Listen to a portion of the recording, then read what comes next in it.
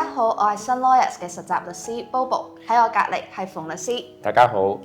馮律師，香港政府之前宣布會喺2025年5月1號實施取消強制性公積金，即係強積金對沖安排。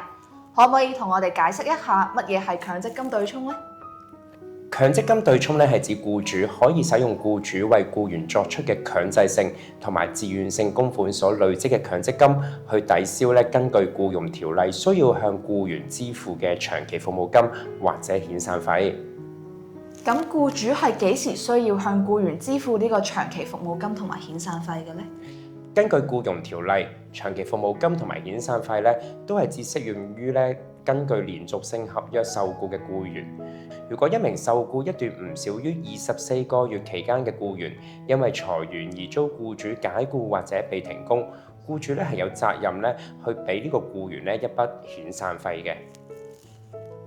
如果一名服務年數唔少於5年嘅僱員遭解僱，而佢個僱主係無需要因為解僱佢而支付遣散費，又或者呢個僱員終止合約，但係佢已經唔少於65歲啦，或者獲得註冊醫生或者註冊中醫發出證明書，證明佢永久唔適宜擔任而家從事嘅工作，僱主就要支付呢個僱員長期服務金。咁長期服務金同埋遣散費又係點樣計算㗎？長期服務金同埋遣散費嘅計算方式係一樣嘅。如果僱員按月咁嚟計薪啦，佢嘅長期服務金或者遣散費嘅計算方式就係終止僱傭關係前最後1個月嘅全月工資，或者之前12個月嘅平均工資，但係唔可以高於港幣22,500蚊，再乘以2/3，再乘以僱員嘅服務年資。而日薪或者減薪嘅僱員就要按照終止僱傭關係之前最後工作嘅30個正常工作日當中，由僱員選取任何18日為依歸嘅18日嘅工資，或者之前嘅12個月每日嘅平均工資嘅18倍，但係唔能夠高於港幣22,500蚊，再乘以僱員嘅服務年資計算。但係需注意長期服務金或者遣散費嘅最高嘅款額就係港幣39萬元㗎。咁而家取消對沖係咪代表僱主所作出嘅所有強積金供款都唔可以再抵消呢個長期服務金或者遣散費嘅呢？咁又唔係喎，僱主只係唔可以使用嗰個強積金強制性供款嘅累算權益進行對沖，但係僱主嘅強積金嘅自願性供款嘅累算權益同埋按僱員嘅服務年數支付嘅酬金可以繼續用對沖遣散費或者長期服務金。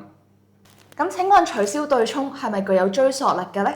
咁其實而家好多人都好關心喺5月1號轉制日之前已在職僱員嘅對沖安排。馮律師，你可唔可以講解一下轉制日之前已在職僱員實際上係點樣進行呢個取消對沖㗎？取消對沖就冇追溯力㗎，因此轉制日之前已經在職嘅僱員嘅遣散費或者長期服務金會分為轉制前同埋轉制後兩部分去計算嘅。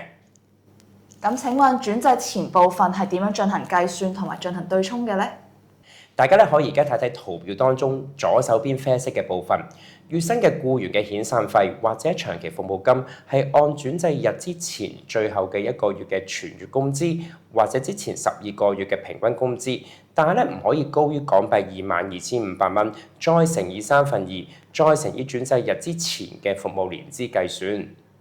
而日薪或者減薪嘅僱員就要按轉制日之前最後工作嘅30個正常工作日當中，由僱員選取任何18日為依歸嘅18日工資，或者之前12個月嘅每日平均工資嘅18倍，但係都係唔可以高於22,500蚊，再乘以轉制日之前嘅服務年資計算。僱主可以使用整段僱傭期間為僱員作出嘅強積金供款累算權益，不論係強制性或者自願性供款，同埋按僱員服務年數支付酬金去對沖遣散費或者長期服務金轉制之前嘅部分。咁轉制後部分又係點樣計算㗎？轉制後部分嘅遣散費或者長期服務金係如常計算，但係僱員嘅服務年資就係轉制日起嘅服務年資，而僱主可以使用強積金自願性供款累算權益同埋按僱員服務年數去支付嘅酬金去進行對沖。咁轉制之後，長期服務金或者遣散費係咪仲有上限？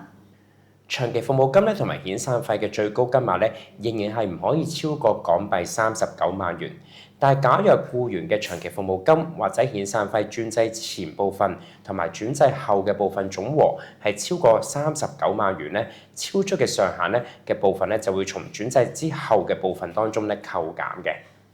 多謝馮律師嘅分享。如果大家有任何有關僱傭方面嘅法律疑問，歡迎隨時向我哋查詢嘅。